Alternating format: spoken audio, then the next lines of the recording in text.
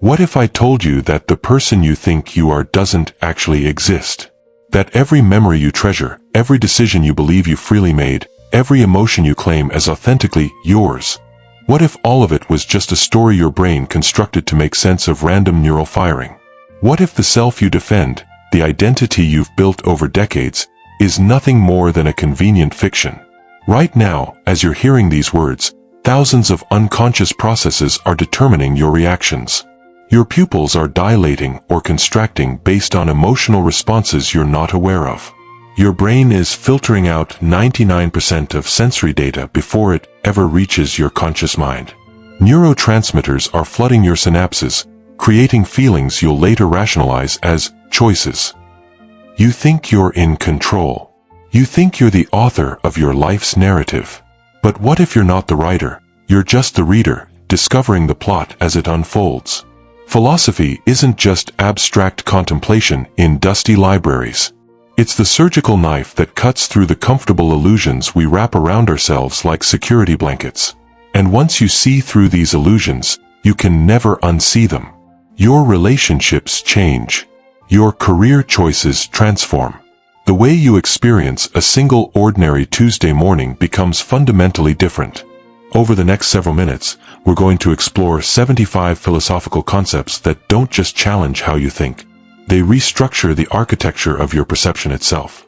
Some will make you uncomfortable. Others will feel like finally putting on glasses after years of blurred vision. A few might genuinely disturb the foundations of beliefs you've held your entire life. We'll journey from ancient Buddhist insights about the nature of self, through European existentialist revelations about freedom and responsibility, into modern philosophical investigations of consciousness and meaning. We'll examine why you suffer, why you desire, why you fear death, and why none of it might mean what you think it means. This isn't philosophy as intellectual exercise. This is philosophy as experiential transformation. So take a breath, settle in, and prepare to question everything you thought you knew about the person living inside your head. Let's begin. The concept of Anatta, no-self. Close your eyes for a moment and try to locate your self. Where is it, exactly? Is it in your thoughts? But thoughts constantly change. They arise and disappear like waves. Is it in your body? But every cell in your body replaces itself over time. The physical you from 7 years ago is literally gone. Is it in your memories? But neuroscience shows memories are reconstructed each time you access them, changing slightly with every recall. The Buddhist concept of anatta, often translated as no-self, suggests that what we call the self is actually a collection of constantly changing processes with no fixed, permanent core. You're not a thing, you're a verb.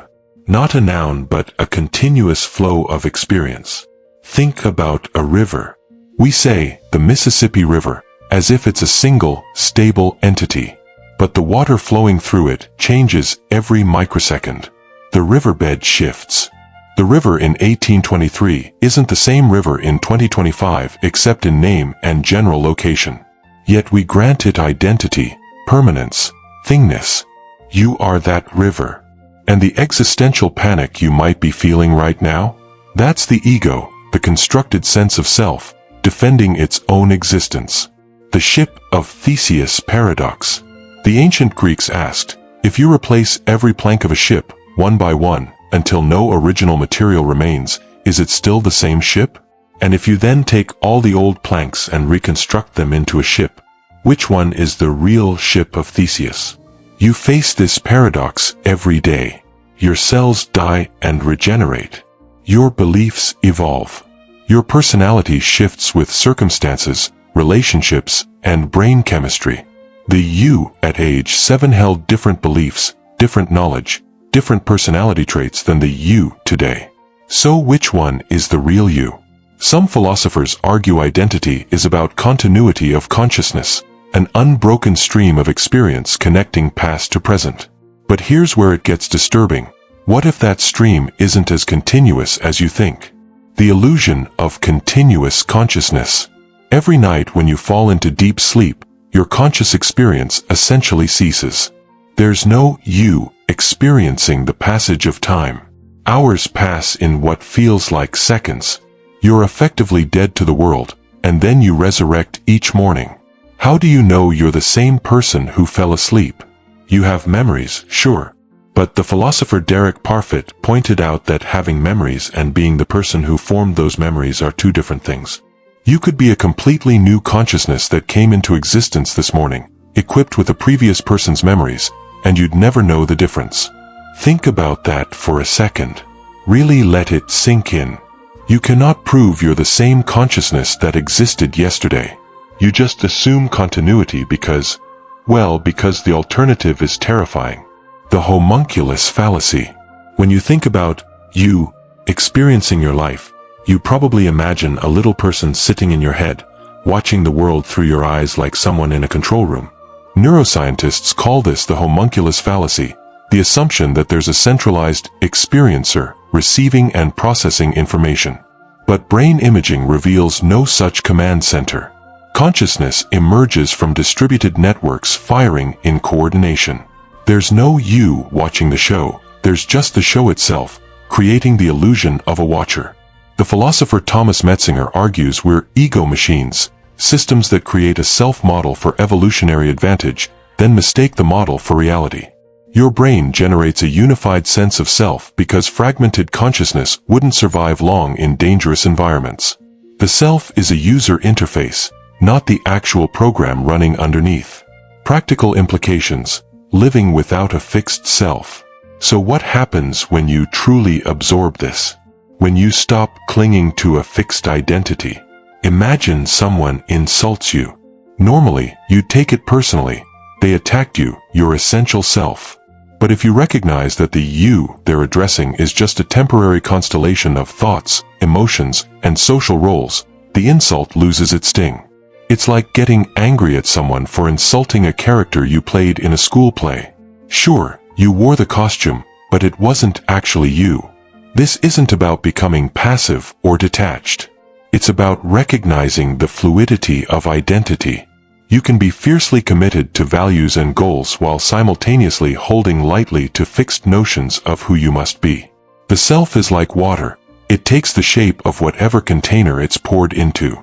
Understanding this brings profound freedom.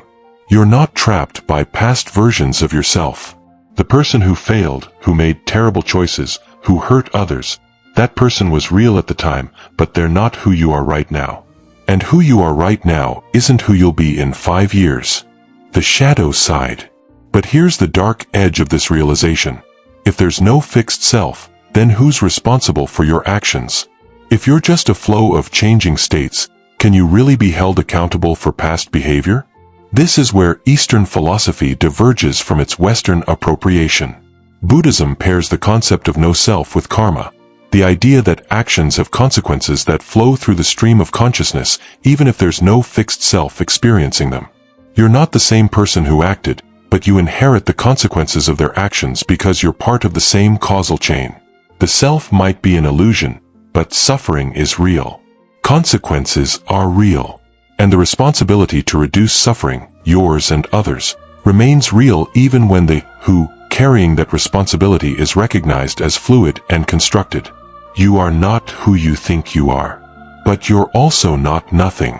You're the space where consciousness is currently happening, and that's enough. Schopenhauer's will to live. The 19th century philosopher Arthur Schopenhauer had a cheerful message for humanity. Life is suffering, and it's all because of an insatiable, blind force he called the will to live. Imagine you're thirsty. You drink water. Relief washes over you for about 30 seconds. Then the cycle begins again. Hunger. Eat. Relief. Hunger. Desire. Satisfaction. Desire. On and on until you die. Schopenhauer argued that beneath all conscious thought, beneath personality and reason, there's a fundamental drive, a will, that propels all living things toward survival, reproduction, and perpetuation. This will doesn't care about your happiness.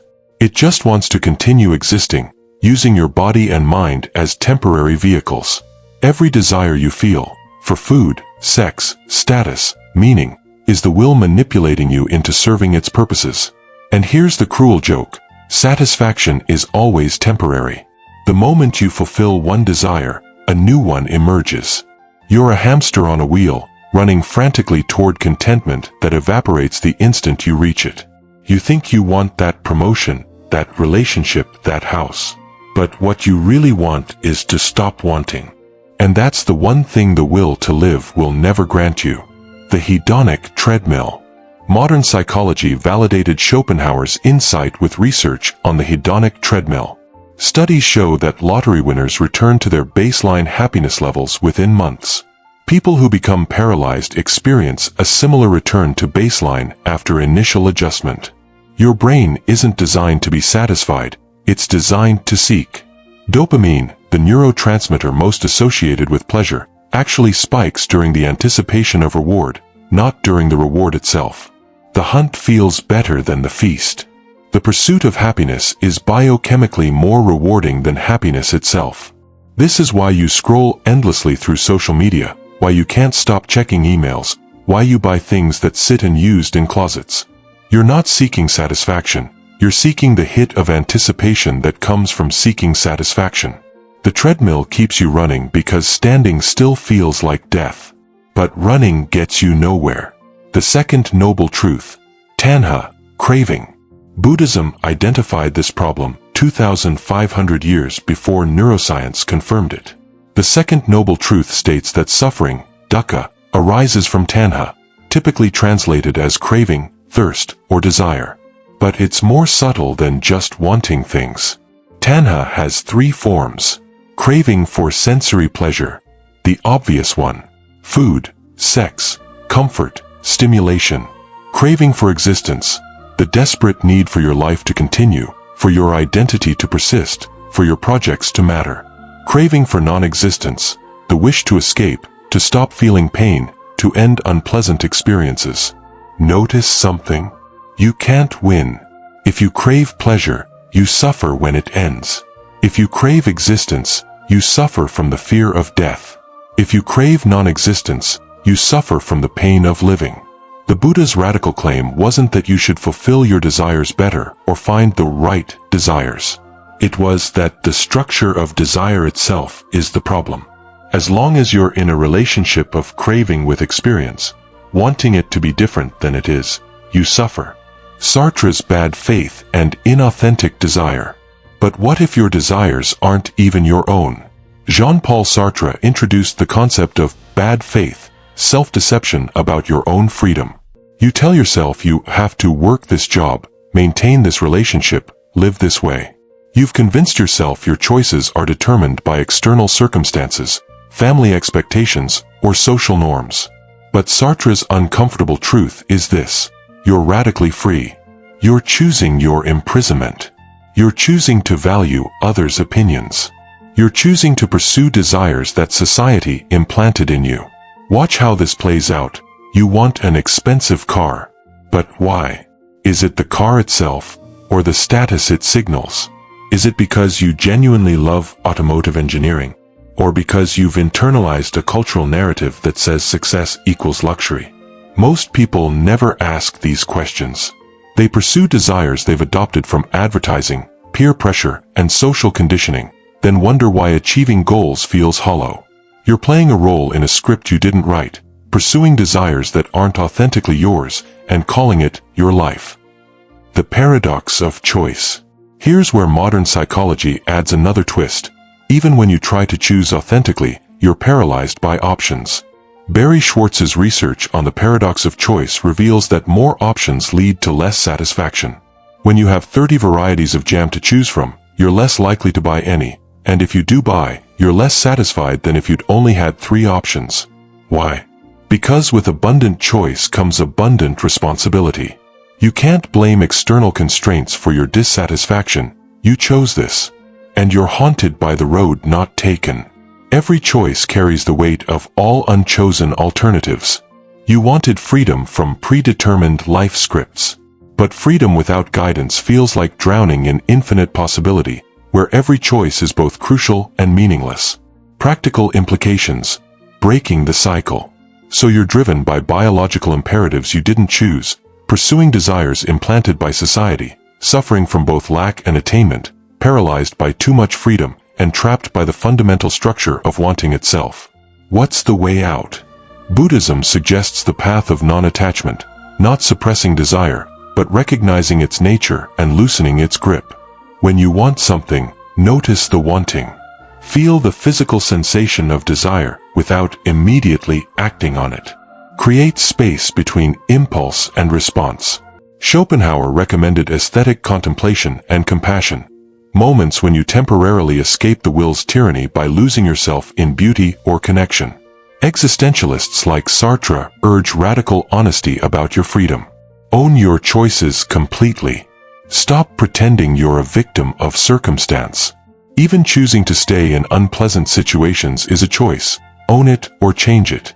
But here's what none of them fully solve. The problem might not have a solution. The architecture of human consciousness might simply include suffering as a core feature, not a bug. Maybe the point isn't to escape suffering but to suffer consciously, honestly, for things that genuinely matter to you rather than for scripts others wrote. The treadmill keeps running. But you can choose what you're running toward, even if you never arrive. Sartre's The Gaze, Le Regard. Imagine you're alone in your apartment, dancing ridiculously to music, completely unself-conscious. Your movements are free, spontaneous, authentic. Then you notice a neighbor watching through the window. Instantly, everything changes. You're no longer a free subject moving through space. You've become an object in someone else's consciousness. Sartre called this transformation the gaze, le regard. The moment someone observes you, you're frozen, categorized, judged. You become a thing with fixed properties in their perception, weird, embarrassing, foolish. But here's the truly disturbing part, you internalize their gaze. Even after they look away, even when you're alone again, you carry the observer inside you. You've learned to see yourself through others' eyes, and now you can never dance quite as freely again. The gaze doesn't just judge you, it creates you. Your sense of self is largely constructed from accumulated observations and judgments from others. You're not discovering who you are, you're assembling an identity from reflected appraisals, like building a picture from shattered mirror fragments. Heidegger's Das Man, the They. Martin Heidegger identified another layer to this trap. Das Man, often translated as the They or the One. One doesn't do that. One should pursue a stable career. One gets married by 30. This anonymous one isn't anyone specific. It's the voice of collective social expectation, the average understanding, the comfortable middle path of conventional wisdom. And it's everywhere, shaping your choices through invisible pressure. You choose your career not because you're passionate about it, but because it's what one does. You present yourself in certain ways because it's what one expects. You hide parts of yourself that don't fit what one finds acceptable. Heidegger argued that most people live their entire lives in this mode of Das Man, never accessing authentic existence. You're not living your life, you're living the average life, the socially acceptable life, the life that makes others comfortable. The truly radical question isn't, what do I want? It's, which of these wants are actually mine, and which are borrowed from the they? Authenticity versus bad faith. Authenticity doesn't mean being yourself in the Instagram self-actualization sense.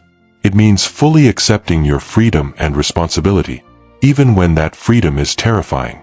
Most people practice bad faith, systematic self-deception about their freedom. Examples are everywhere. The person who says, I have to stay in this marriage for the kids, while choosing to stay in the marriage for the kids. The worker who says, I have no choice but to accept these conditions, while choosing not to risk job loss. The student who says, my parents forced me into this major, while choosing to prioritize parental approval over authentic interest. Bad faith is comfortable because it absolves you of responsibility. If you're determined by circumstances, you can't be blamed for your life. But the cost is enormous. You become a ghost in your own existence, a puppet acting out scripts written by others. Authenticity is uncomfortable because it demands you acknowledge that you're choosing your life, including its constraints. You're choosing to value security over risk.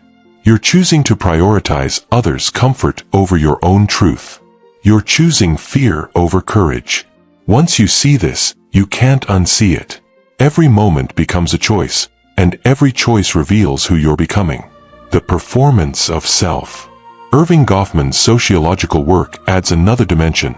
All social interaction is performance. You're constantly engaging in impression management, adjusting your presentation based on your audience. You have a work self, a family self, a friend group self, an online self. Each is a performance calibrated for its specific audience. And if you're honest, you'll notice that none of them quite captures something you sense as your real self, if such a thing even exists. The exhaustion you feel after social interactions isn't just about energy, it's about maintaining performances. You're constantly monitoring yourself, adjusting, ensuring the character you're playing remains believable and acceptable. But here's the philosophical vertigo. If all you ever do is perform different versions of self for different audiences, which one is real? Maybe they all are. Maybe none are. Maybe the authentic self beneath the performances is just another performance, the performance of authenticity itself. The paradox of authenticity. Here's where it gets truly confusing. The more you strive for authenticity, the more you might be performing authenticity for yourself and others. You meet someone who's aggressively real and unfiltered. They pride themselves on brutal honesty, on rejecting social niceties, on telling it like it is. But isn't this just another performance? The performance of the authentic person, carefully curated to signal independence and honesty? True authenticity might be impossible because the moment you become conscious of trying to be authentic, you're already in performance mode, playing the role of the authentic person. Some philosophers argue authenticity isn't about finding a true self, but about honestly acknowledging the groundlessness of all self-construction. You're not discovering who you really are. You're choosing who to become, moment by moment, knowing that choice is both free and constrained, both meaningful and arbitrary. Living under the gaze. So how do you live, knowing all this?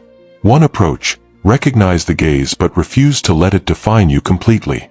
Be aware that others observe and judge you, but treat their judgments as data rather than truth. Someone thinks you're foolish? That's information about them, their values, their perspective, not objective truth about you. Another approach: consciously choose which performances serve your values. You'll always be performing to some degree, but you can perform roles aligned with who you're trying to become rather than roles designed to win approval. A third approach: develop what the Stoics called indifference to externals. Others' opinions are outside your control.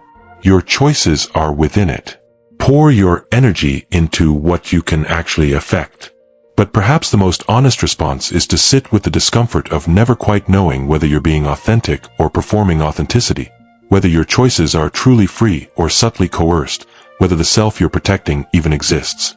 The gaze is inescapable, but awareness of it, truly metabolizing the fact that you construct your identity from others' reflections, can paradoxically grant you more freedom. Not complete freedom, but enough to matter. You're being watched. You're watching yourself being watched. And somewhere in that hall of mirrors is something that might, just might, be you. Camus and the absurd. Albert Camus opened his philosophical essay with this cheerful line: "There is only one really serious philosophical question, and that is suicide." Not because he was advocating it, but because he recognized the fundamental question beneath all philosophy. Why continue existing in a universe that offers no inherent meaning?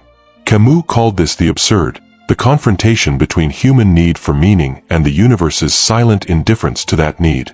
You want your life to matter. You want your suffering to serve a purpose. You want the universe to care whether you exist. It doesn't. Imagine shouting questions into the void and receiving only echoes of your own voice. That's the human condition.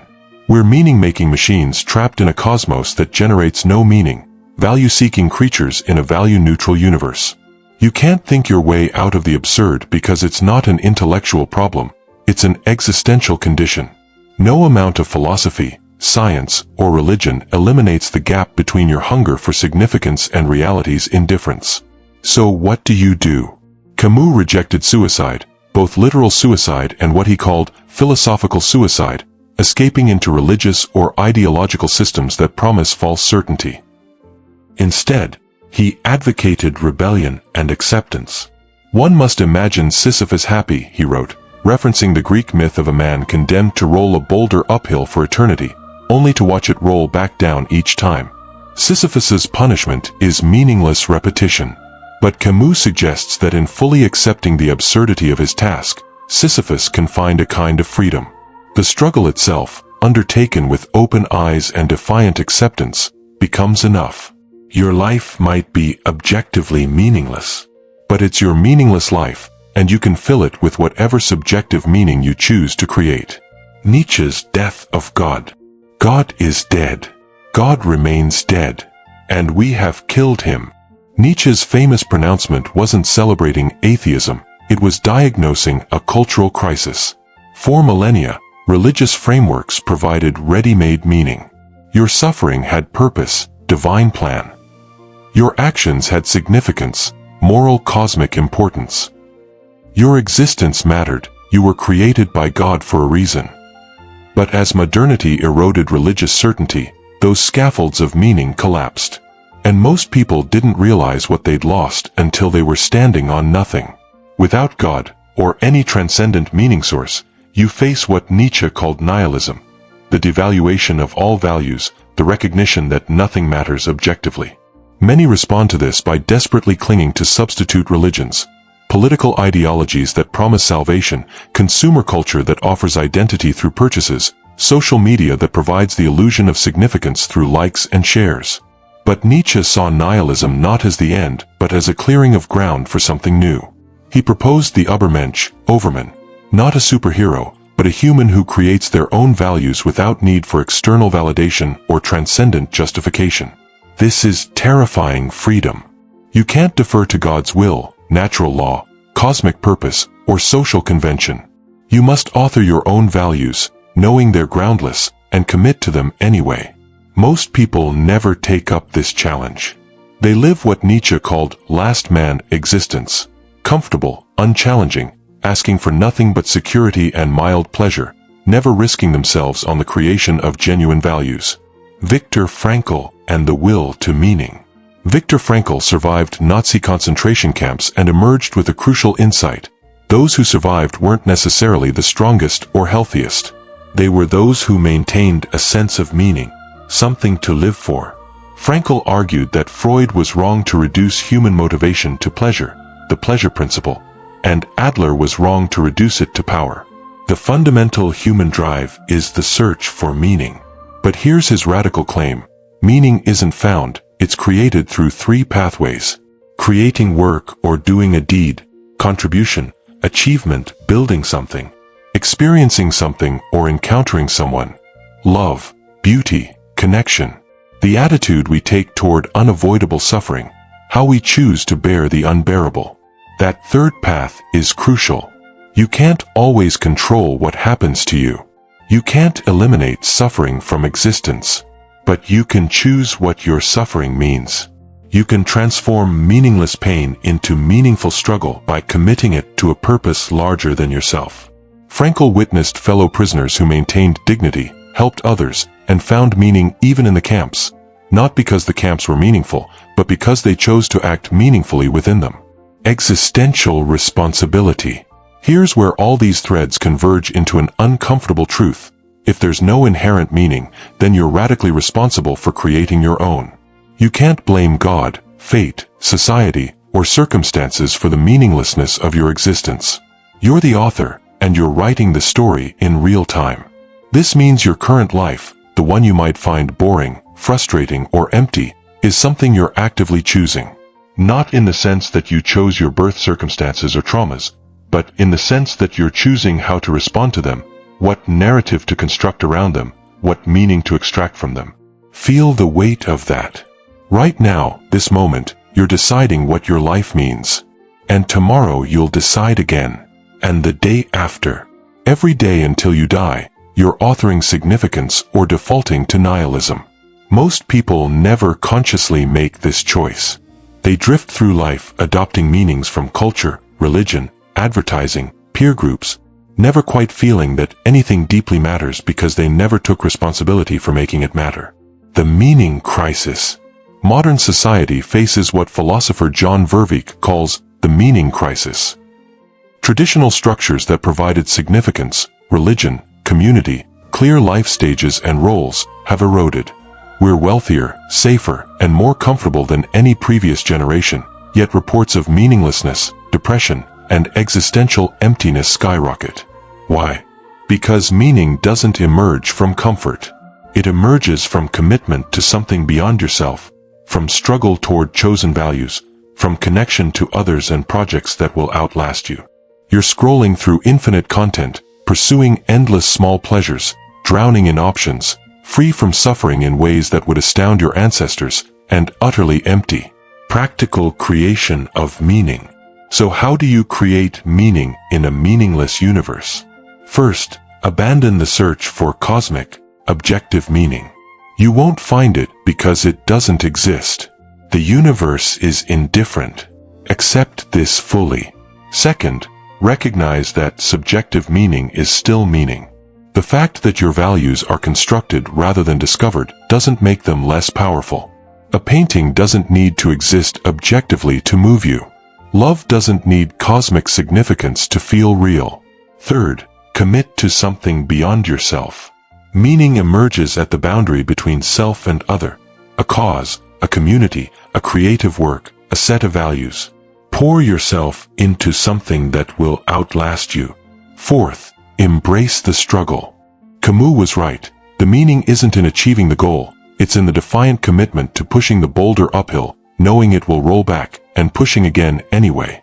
Your life means exactly what you decide it means, for exactly as long as you maintain that commitment. No more, no less, and that's enough. Heidegger's being toward death. You're going to die, not in some vague, distant, abstract way.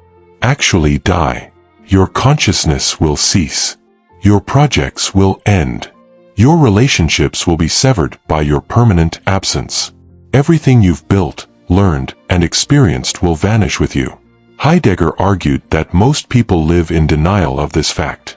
They know intellectually that death is inevitable, but they don't live with that knowledge.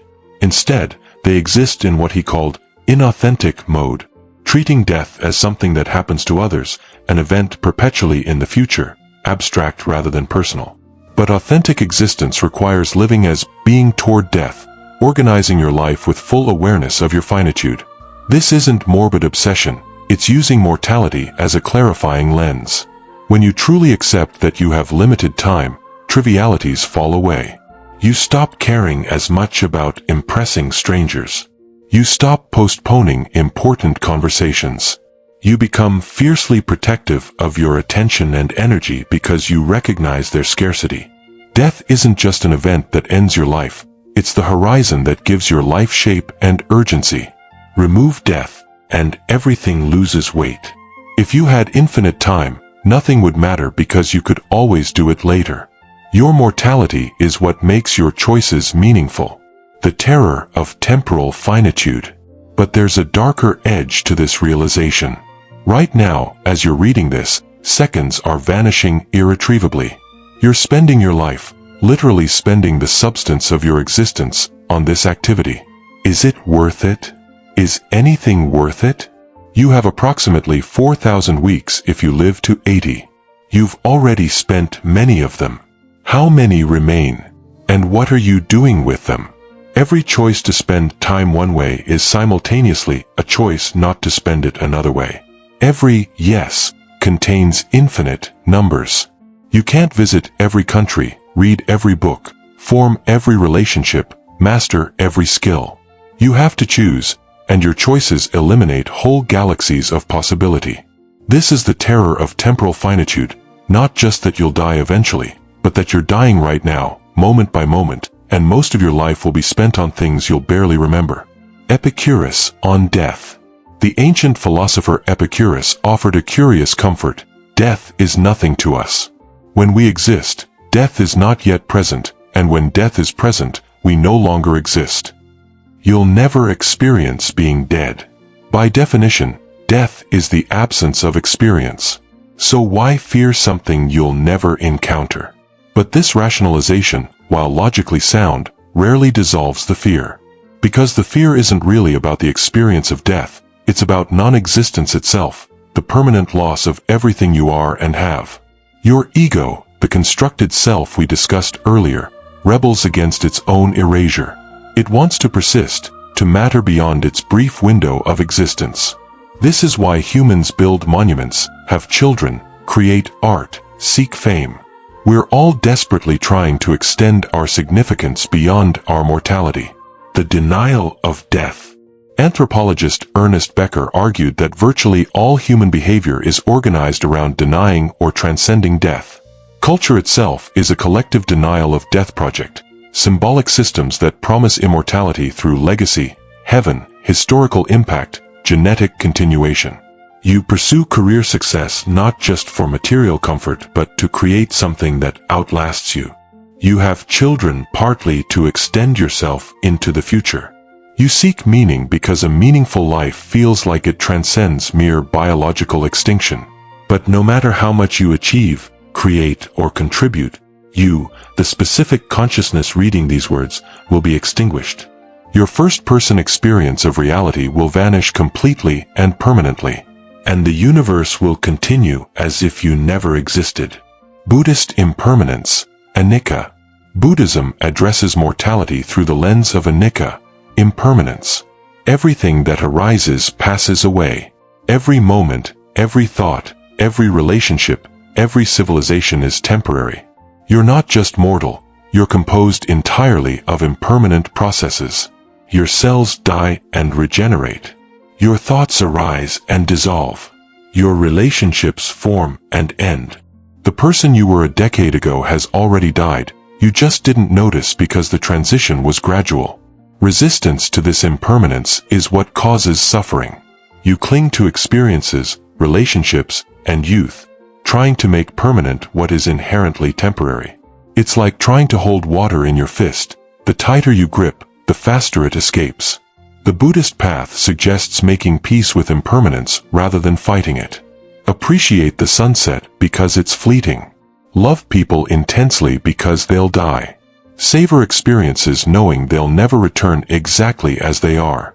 This isn't pessimism, it's realism that paradoxically intensifies life. When you fully accept that everything ends, including you, each moment becomes precious precisely because it's unrepeatable. The liberation of mortality. Here's a strange inversion. Your mortality might be the most liberating fact about your existence. If nothing ultimately matters, if the universe doesn't care and everything ends, then you're free to make anything matter. You're not discovering importance, you're assigning it. And since you're going to die anyway, you might as well pursue what genuinely matters to you rather than what impresses others or conforms to expectations. Your mortality eliminates the ultimate consequences. Embarrass yourself? You'll die soon anyway. Fail at a project. Death awaits regardless. Take a risk that doesn't pay off? It's all temporary anyway. This isn't nihilism, it's the foundation of radical freedom. The impermanence that seems so tragic from one angle becomes liberation from another. Time perception and presence. But here's a practical problem. You can't live constantly aware of mortality. That level of existential intensity would be exhausting and paralyzing. So you oscillate between forgetfulness and awareness, between getting lost in daily trivialities and snapping back to mortal urgency. This oscillation is normal and necessary. The practice is to increase the frequency of awareness without becoming obsessive. Periodically remember, you're dying. This very day is part of your limited allocation. Are you spending it in ways aligned with your deepest values? Philosophy offers tools for this. Stoic memento mori, remember you must die. Buddhist death meditations, existentialist authenticity practice. The goal isn't to be morbidly fixated on death, but to use mortality as a lens that brings life into focus. The weight of existence. Ultimately, time, and mortality reveal what Heidegger called the weight of existence. Your life isn't a dress rehearsal. This is it. The only consciousness you'll ever have, the only chance to experience reality, the brief window of existence before eternal non-existence.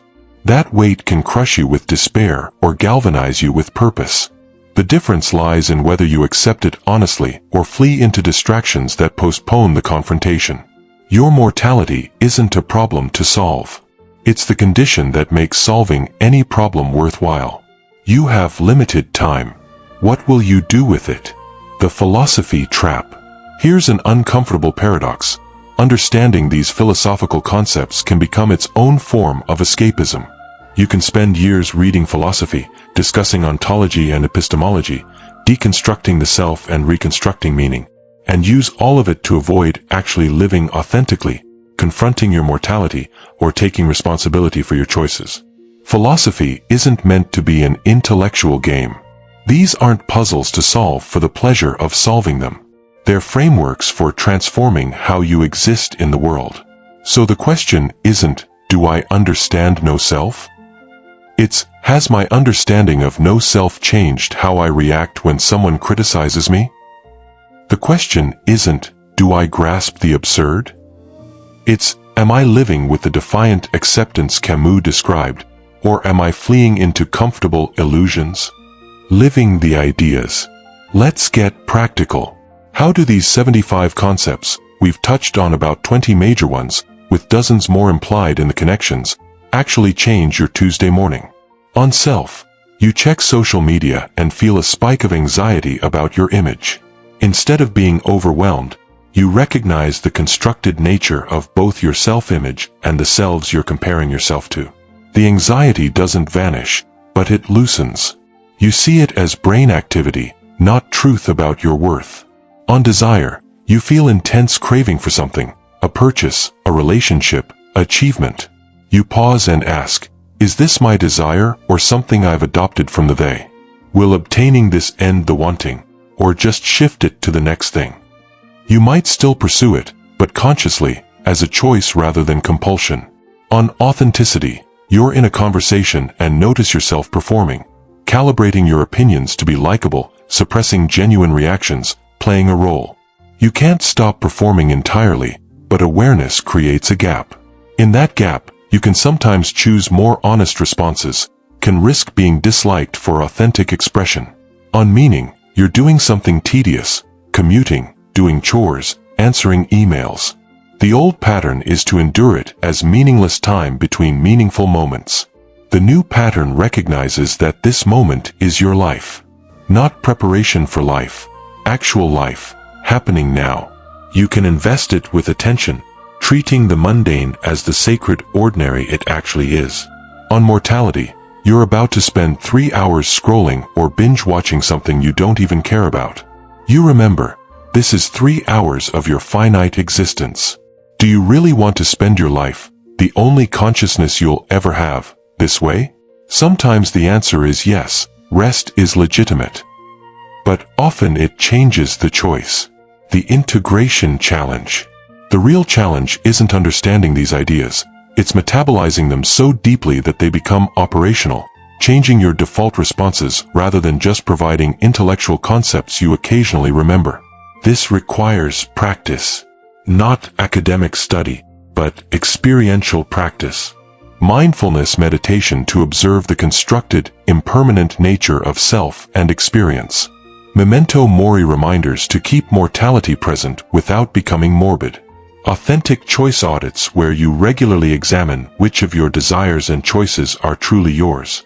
Absurdist acceptance practices where you sit with meaninglessness without fleeing into false comfort.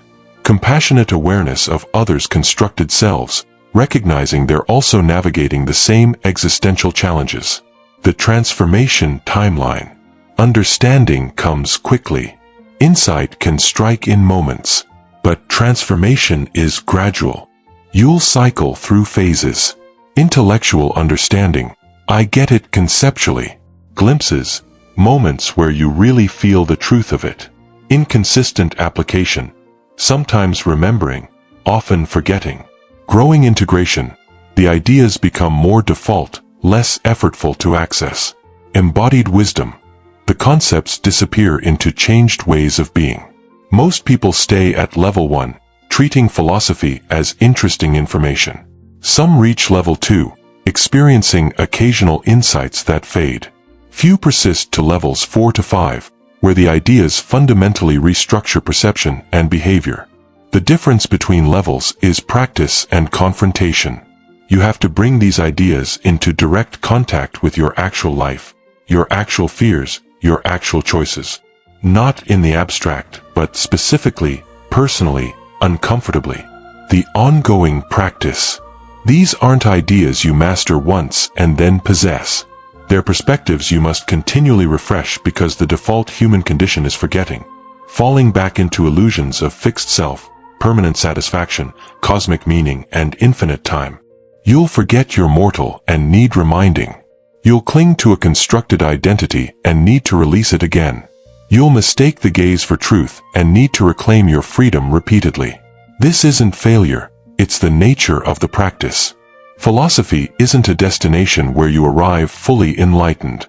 It's a continuous practice of waking up from comfortable illusions, over and over, each time seeing a bit more clearly. The question isn't whether you'll understand these ideas. It's whether you'll live them. Lasting resonance. The 75th idea. We've journeyed through concepts of self, suffering, freedom, meaning, and mortality. But there's one final philosophical idea that encompasses all the others. You can know all of this and still forget it in the next moment. Wisdom isn't about accumulating insights. It's about returning to them when you've inevitably lost them. The wisest people aren't those who never forget. They're those who notice they've forgotten and find their way back. Right now, you're probably feeling some mixture of inspiration, discomfort, and overwhelm. Parts of this resonated deeply. Parts triggered resistance. Some ideas illuminated your experience while others seemed abstract or inaccessible. All of that is perfect. Philosophy should disturb your comfortable patterns while offering tools for navigating the disturbance. What changes? If you truly absorb these concepts, not just intellectually but experientially, certain things will change. You'll take yourself less seriously while taking your choices more seriously. You'll care less about what others think while caring more deeply about authentic connection. You'll accept meaninglessness while creating fierce commitment to self-chosen values. You'll feel your mortality more acutely while experiencing life more fully because of it. You'll recognize suffering as inherent while suffering less from your suffering. Paradoxes, all of them.